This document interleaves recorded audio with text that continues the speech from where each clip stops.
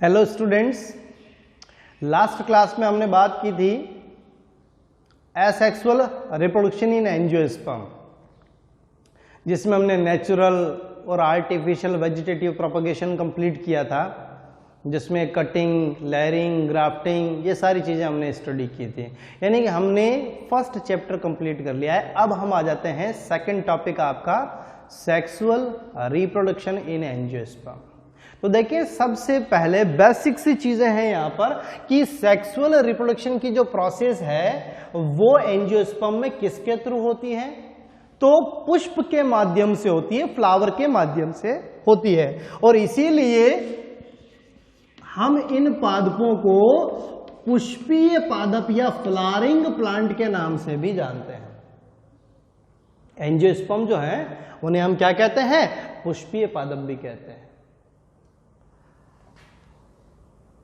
Flower के through यहां पर सेक्सुअल रिप्रोडक्शन की प्रोसेस हो रही है। फ्लावर के लिए दो टर्म्स देखें, इन्हें मॉडिफाइड शूट यानी आप कह सकते हैं रूपांतरित प्ररोह भी कहते हैं।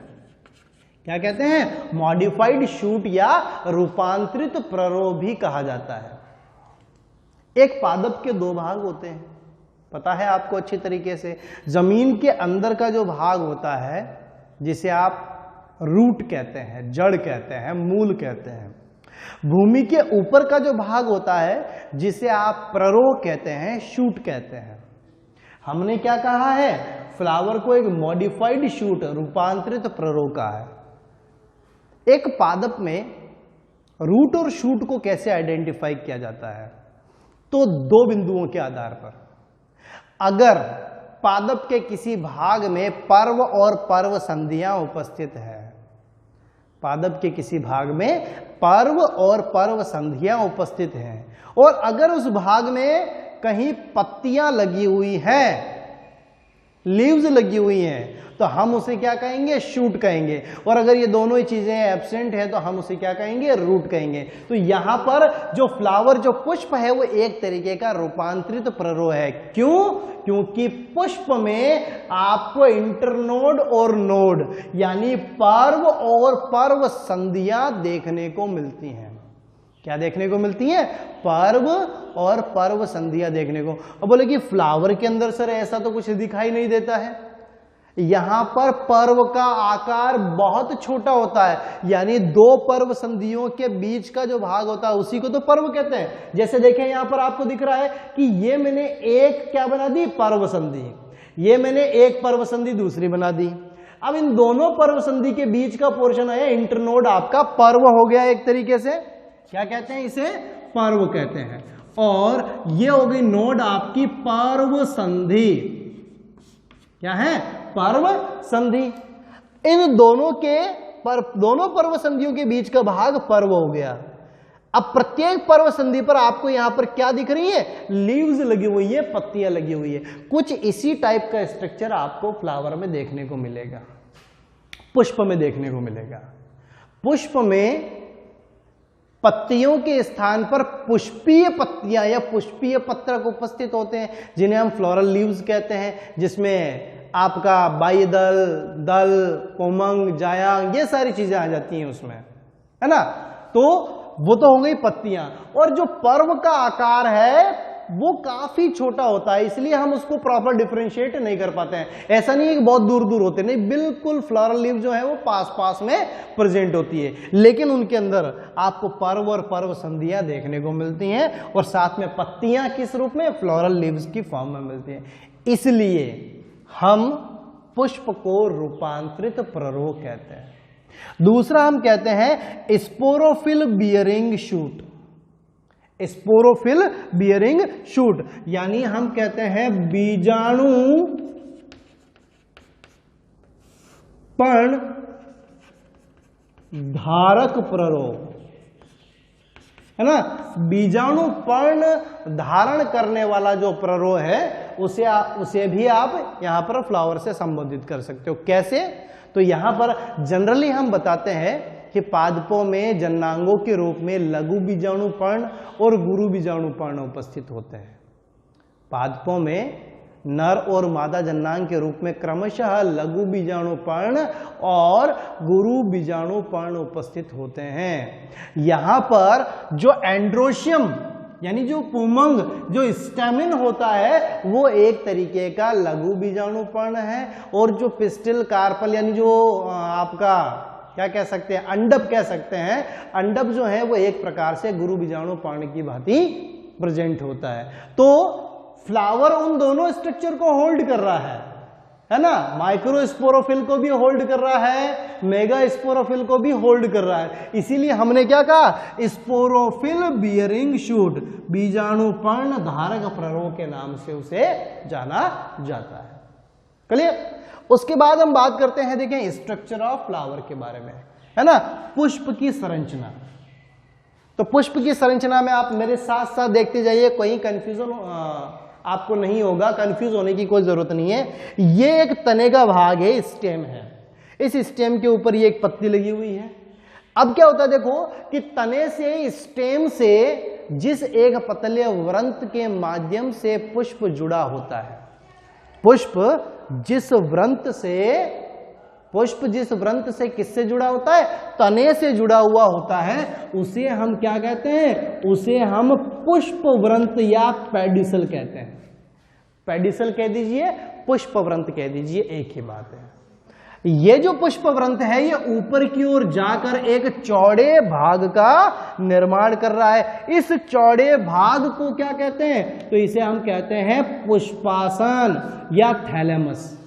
अब पुष्पासन या थैलेमस ये वो भाग है जहां पर पुष्प के अन्य सारे अंग, अन्य सारी संरचनाएं, जिसमें बाह्य दलपुंज, पुंमंग, जायांग, सारी चीजें आ गई, ये सारी जहां से अटैच रहती हैं, वो पोर्शन कौन सा हो गया, पुष्पासन। तो पुष्प जिस पतले वृंत की सहायता से, पुष्प जिस पतले वृंत की सहायता से तने से जुड़ा रहता है, उसे पुष्पवृंत कहते हैं। यह पुष्पवृंत ऊपर की ओर कुछ ब्रॉड पोर्शन का फॉर्मेशन करता है, जिसे हम क्या कहते हैं, पुष्पासन कहते हैं। अब ये जो पुष्पासन है, इस पुष्पासन पर सारे अंगक लगे हुए रहते हैं, और कितने अंगक होते हैं, कितनी तरह के चक्र होते हैं, तो आप कह सकते हैं एक पुष्प में 4 भाग या 4 चक्र पाए जाते हैं। वो कौन कौन से, बाह्य दलपुंज, पुमंग और जायांग, जिन्हें हम यहां पर कह रहे हैं कैलिक्स, कोरोला, एंड्रोशियम और गाइनोशियम, है ना। कैलिक्स का मतलब बाह्य दलपुंज, कोरोला का मतलब दलपुंज, एंड्रोशियम का मतलब पुमंग और गाइनोशियम का मतलब जायांग। अब देखें, सबसे बाहर की तरफ आपको क्या मिलता है, सबसे बाहर की तरफ आपको हरे रंग की पर्ण के समान, पत्ती के समान संरचना देखने को मिल रही है, जिसे हम कहते हैं बाह्य दलपुंज। क्या कहते हैं, बाह्य दलपुंज के नाम से जाना जाता है। और ये जो बाह्य दलपुंज है, इस बाह्य दलपुंज का एक यूनिट, एक इकाई या सिंगुलर वर्ड की अगर बात करें, एक वचन की बात करें, तो इसे हम कहते हैं बाह्य दल। क्या कहते हैं, बाह्य दल कहते हैं। तो पुष्प में सबसे बाहरी चक्र कौन सा, कैलिक्स या बाह्य दल पुंज आप कह सकते हैं, और जिसकी एक यूनिट क्या कहलाएगी, बाह्य दल। फिर उसके अंदर की तरफ चलें तो आपको रंग बिरंगे यहां पर क्या देखने को मिलते हैं, दल देखने को मिलते हैं। तो ये सारे मिलकर एक चक्र का निर्माण करते हैं, जिसे हम कहते हैं दलपुंज। तो दूसरे नंबर पर आपका आ जाता है, बाह्य दलपुंज के बाद में सेकंड आ जाता है दलपुंज, कोरोला। और कोरोला की जो एक इकाई, जैसे यहां पर थी बाह्य दलपुंज की एक इकाई बाह्य दल, वैसे ही दलपुंज की एक इकाई क्या हो जाएगी, दल या फिर पेटल। कोरोला का एक अंगक या एक यूनिट क्या हो गई, पेटल हो गई।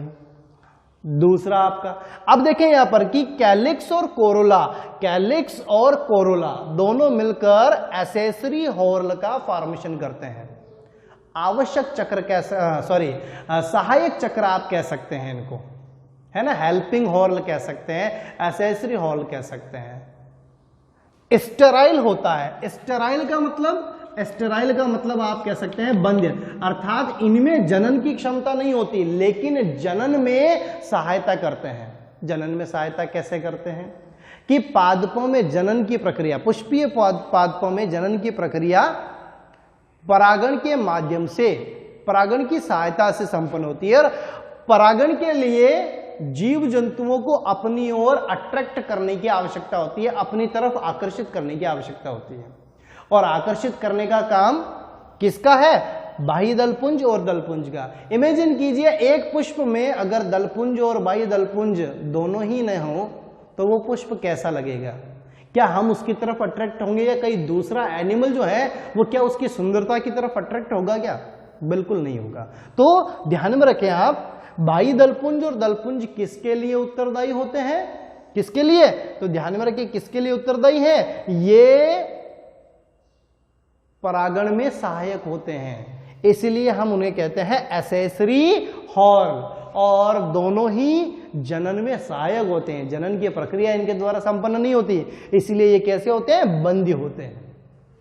देन बात करें तीसरी बात, तो तीसरा आपका चक्र आ जाता है एंड्रोशियम। कौन सा आ जाता है? एंड्रोशियम। एंड्रोशियम का मतलब हो जाता है पुमंग, है ना? जो अंदर की तरफ आपको लंबे लंबे फिलामेंटस स्ट्रक्चर ब्लू कलर के दिख रहे हैं, सारे के सारे क्या है? पुमंग है, एंड्रोशियम। एंड्रोशियम किसको रिप्रेजेंट करता है? मेल रिप्रोडक्टिव ऑर्गन, नर जननांग को प्रदर्शित करता है। और नर जननांग की एक इकाई स्टेमिन या पुंकेसर। जैसे बाह्य दलपुंज की एक इकाई क्या थी? बाह्य दल। दलपुंज की इकाई क्या थी? दल। वैसे ही पुमंग की इकाई क्या हो जाएगी? पुंकेसर। तो यहां पर ये आपको स्ट्रक्चर ऑफ स्टेमिन देखने को मिल रहा है। एक पुंकेसर की संरचना आपको देखने को मिल रही है। पुंकेसर में 3 भाग होते हैं। सबसे ऊपर की तरफ आपको जो येलो कलर का पोर्शन दिख रहा है, पालीवत संरचना आपको दिख रही है, जिसे हम कहते हैं एंथर या परागकोश। एंथर या फिर आप क्या कह सकते हैं? उसे परागकोश कह सकते हैं। परागकोश में जो ये परागपालियां है, ये परागपालियां एक संयोजी उत्तक के माध्यम से आपस में जुड़ी हुई होती हैं, जिसे हम कहते हैं योजी।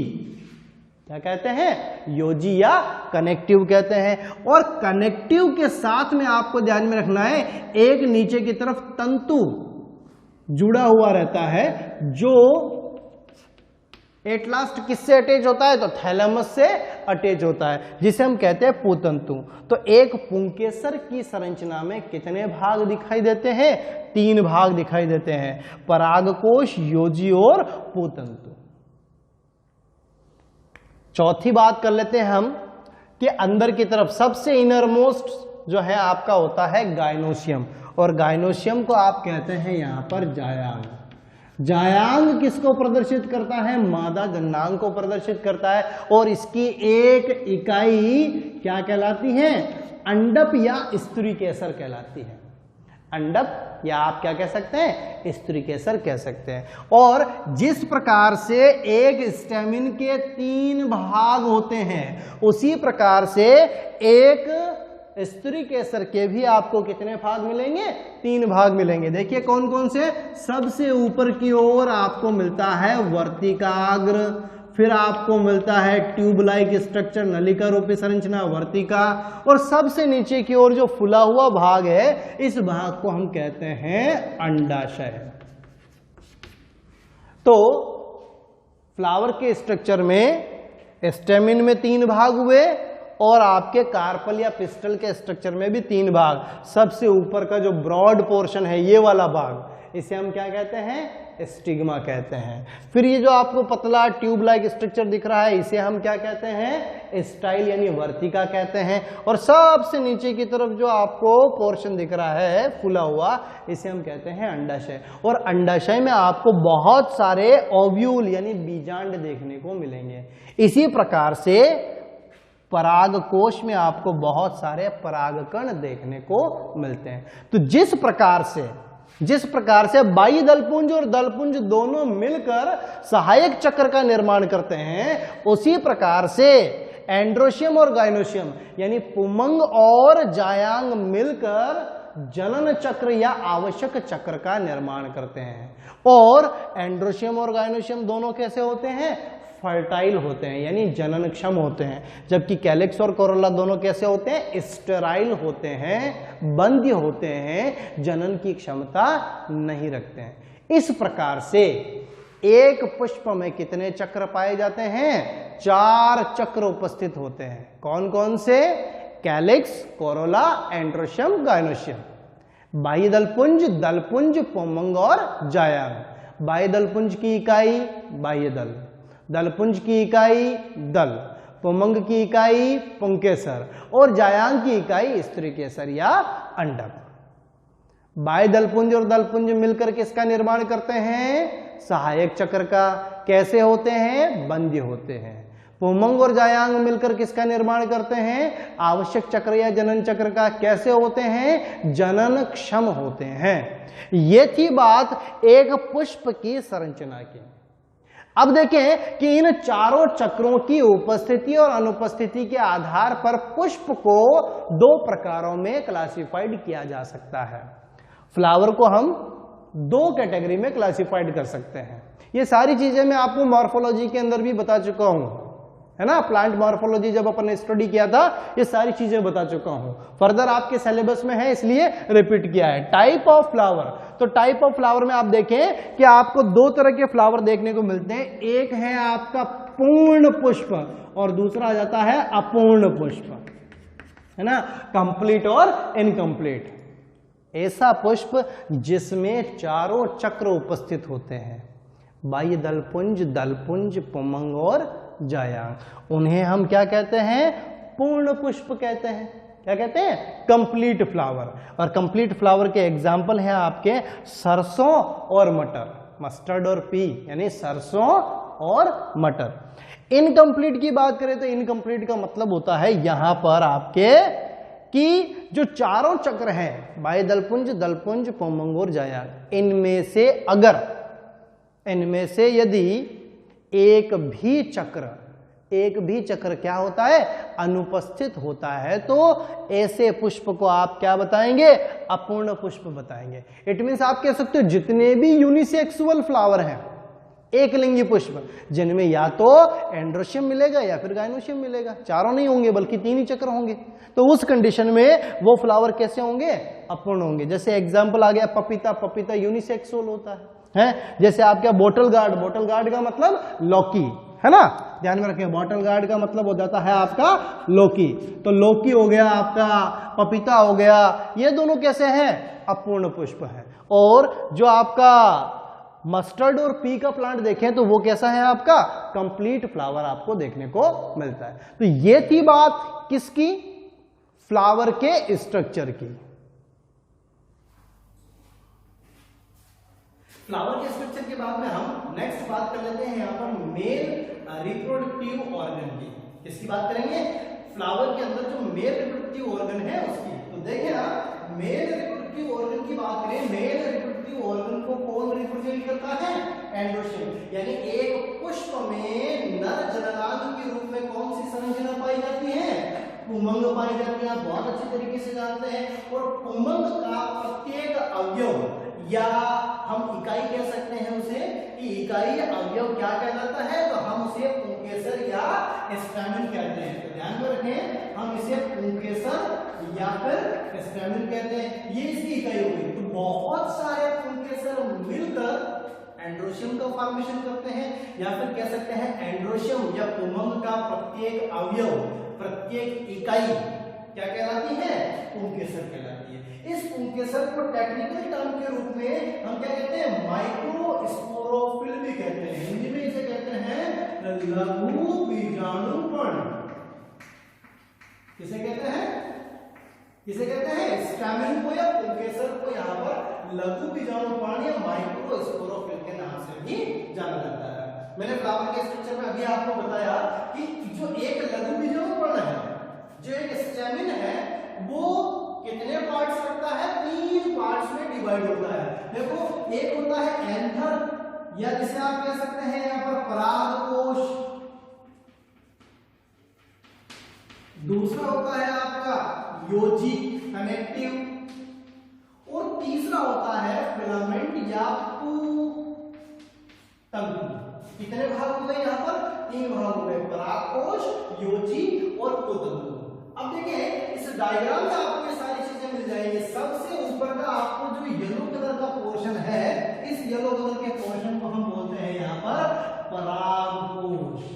क्या है ये है परागकोश, एंथर जिसे कहते हैं। और प्रत्येक परागकोश सामान्यतः दो पालियों से मिलकर बना होता है, जिन्हें हम एंथर लोब या पराग पालियों के नाम से जानते हैं। क्या कहते हैं इन्हें?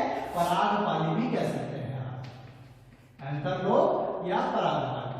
क्लियर? अब देखिए कि एंथर जो है वो एक स्टेमिन का या पुंकेसर का फर्टाइल भाग होता है। फर्टाइल का मतलब जननक्षम भाग, जिसमें जनन की क्षमता होती है। तो यहाँ पर जो एंथर है उसमें नर युग्मकोद्भिद यानी परागकण का क्या होता है? विकास होता है।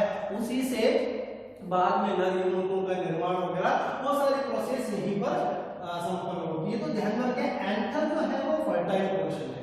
एंथर को छोड़कर बाकी जो दोनों है वो कैसे हैं? दोनों के दोनों स्टेराइल। स्टेराइल का मतलब होता है बंध्य या जिनमें जनन की क्षमता नहीं पाई जाती है। देखें एंथर के अंदर क्या प्रेजेंट है? Anther lobe. और प्रत्येक परागपाली में सामान्यतः दो परागपुटक, पॉलन से का मतलब परागपुटक उपस्थित होते हैं। और इन परागपुटकों को हम माइक्रोस्पोरेंजिया के नाम से जानते हैं। हिंदी में क्या कहते हैं? हिंदी में ध्यान करके हम इन्हें कहते हैं लघु बीजाणुधानी। देखो जो पुंकेसर था उसे कहा आपने लघु बीजाणु पर्ण, और पुंकेसर में एंथर और एंथर में जो दो चेंबर है प्रत्येक लोब के अंदर, उन्हें हमने क्या कहा? माइक्रोस्पोरेंजिया या लघु बीजाणुधानी का। कनेक्टिव का काम क्या होता है? तो कनेक्टिव टिश्यू यानी एक तरीके से आप कह सकते हैं एक प्रकार का संयोजी ऊतक है जो दोनों एंथर लोब को अटैच रखने का काम करता है, दोनों परागपालियों को आपस में जोड़े रखने का काम करता है। फिलामेंट की बात करें, फिलामेंट यानी कोतंतु क्या काम करता है? तो देखो ये रहा फिलामेंट। ये फिलामेंट किससे है? यहाँ पर किससे अटैच होगा? यहाँ पर थैलेमस यानी पुष्पासन से अटैच होगा। और ऊपर ये किससे? एंथर से जुड़ा हुआ है। यानी सीधा आप बता सकते हैं एंथर को पुष्पासन से जोड़ने का काम करता है। तो attach the another lobe to thalamus, यानी क्या काम करता है? एंथर लोब परागपाली को या पराग जो आपका परागकोश है उसे किससे जोड़ने का काम करता है? थैलेमस यानी पुष्पासन से जोड़ने का काम करता है। तो सिंपल सी बात हुई यहाँ पर, एक पुंकेसर के तीन भाग, सबसे ऊपर का एंथर, दोनों एंथर लोब को जोड़ने वाला संयोजी ऊतक कनेक्टिव, और नीचे की तरफ आपको मिल जाता है कोतंतु या फिलामेंट। अब देखो कि अगर हम इसको यहां से आधा काट दें, इस स्टेमिन को यहां से, मैंने ट्रांसवर्स सेक्शन की बात नहीं की। सेक्शन का मतलब होता है बिल्कुल एक स्लाइस निकालना उसकी। हम यहाँ पर स्लाइस या एक चिप्स नहीं निकाल रहे हैं उसकी, इस तरीके का कोई स्ट्रक्चर नहीं, बल्कि मैंने यहाँ पर कहा इसको हमने बिल्कुल सेंटर से क्या कर दिया? आधा काट दिया। जब हम सेंटर से इसको आधा काटते हैं तो हमको कुछ इस तरीके का स्ट्रक्चर दिखाई देता है, जिसमें देखें आप, ये रही आपकी एक परागपाली और ये रही आपकी दूसरी परागपाली। एक परागपाली अंदर से देखें तो आपको यहाँ पर देखो दो चैम्बर दिख रहे हैं। इन चैम्बर को क्या बोलते हैं? पॉलन सेक बोलते हैं। और पॉलन सेक के लिए मैंने अभी आपको बताया क्या कहते हैं? लघु बीजाणुधानी या माइक्रोस्पोरेंजिया। पॉलन सेक को आप यहाँ पर क्या कहते हैं? लघु बीजाणुधानी। और देखें आप कि बिल्कुल कॉमन सी बात, एक एंथर लोब में दो लघु बीजाणुधानियां, दूसरे वाले में भी दो, टोटल मिलाकर कितनी हो गई? 4 हो गई। तो यहाँ पर देखें एंथर लोब में 4 लघु बीजाणुधानियां उपस्थित होती हैं, दोनों एंथर लोब में मिला के। इसलिए हम इसको क्या कहते हैं? टेट्रास्पोरेंजिएट। क्या कहते हैं? टेट्रास्पोरेंजिएट यानी चतुर्बीजाणुधानीय अवस्था। कितनी? 4 बीजाणुधानियां, लघु बीजाणुधानी उपस्थित है, इसलिए हमने क्या कहा? Tetrasporangiate condition. और टेट्रास्पोरेंजिएट में देखें 4 माइक्रोस्पोरेंजिया या 4 पॉलन सेक प्रेजेंट होते हैं। क्लियर? तो ये तो थी बात बिल्कुल नॉर्मल। अब क्या है, इस पोलन सेक के अंदर क्या होता है, तो पोलन सेक में बहुत सारे आपको माइक्रोस्पोर्स देखने को मिलते हैं। माइक्रोस्पोर्स का मतलब लघु बीजाणु। क्या है, लघु बीजाणु। तो देखिए आप पोलन सेक के अंदर माइक्रोस्पोर्स यानी लघु बीजाणु भरे हुए, इन्हीं लघु बीजाणुओं को परागकण के नाम से भी जाना जाता है। इन्हीं माइक्रोस्पोर्स को पोलन ग्रेन या लघु बीजाणु भी कहते हैं। तो यहां पर 3 टेक्निकल टर्म आई आपके सामने। पहला आया माइक्रोस्पोरोफिल, पूरे के पूरे पुंकेसर को माइक्रोस्पोरोफिल कहते हैं। उसके अंदर जो ऊपर की तरफ एंथर लोब और उस एंथर लोब में जो पोलन सेक प्रेजेंट है, उन पोलन सेक को हमने क्या कहा, माइक्रोस्पोरेंजिया। क्या कहा, माइक्रोस्पोरेंजिया कहा। और उस माइक्रोस्पोरेंजिया में पाई जाने वाली जो संरचना है उसे हमने माइक्रोस्पोर, लघु बीजाणु, परागकण कहा। तो ये 3 टर्म्स आपको ध्यान में रखनी है। पुंकेसर को लघु बीजाणु पर्ण कहते हैं, एंथर लोब के पराग पुटक को माइक्रोस्पोरेंजिया यानी लघु बीजाणु धानी कहते हैं, और उसके अंदर पाए जाने वाले पराग कणों को लघु बीजाणु के नाम से जाना जाता है। क्लियर? उसके बाद में देखिए आप कि ये तो थी बिल्कुल नॉर्मल वाली कंडीशन, यानी जितने भी एंजियोस्पर्मिक प्लांट हैं उन एंजियोस्पर्मिक प्लांट में से मैक्सिमम प्लांट में आपको टेट्रास्पोरेंजिएट कंडीशन देखने को मिलती है। लेकिन कुछ एक्सेप्शन कह दीजिए, कुछ एक्स्ट्रा पॉइंट आप कह दीजिए। यहां पर मालवेसी फैमिली, जो मालवेसी कुल है, इस मालवेसी कुल में आप देखिए कि जो स्टैमिन है, जो पुंकेसर है, वो कैसा, बाइलोब। यहां पर भी बाइलोब है, यहां पर भी बाइलोब, कोई खास बात नहीं। लेकिन ईच लोब है 2 पोलन सेक। नॉर्मली मैंने आपको क्या कहा कि यहां पर एक एंथर लोब के अंदर 2 पोलन सेक प्रेजेंट होते हैं, लेकिन मालवेसी फैमिली में एक एंथर लोब में एक ही माइक्रोस्पोरेंजिया उपस्थित होता है, एक ही पोलन सेक होता है, एक ही लघु बीजाणु धानी होगी। तो टोटल लघु बीजाणु धानी कितनी हो जाएगी, 2 एंथर लोब है, एक में एक है, तो 2 में कितनी हो गई, 2 हो गई। इसलिए यहां नॉर्मली कौन सी कंडीशन थी, टेट्रास्पोरेंजिएट, लेकिन मालवेसी फैमिली में बाइस्पोरेंजिएट कंडीशन पाई जाती है। कौन सी कंडीशन, बाइस्पोरेंजिएट कंडीशन पाई जाती है।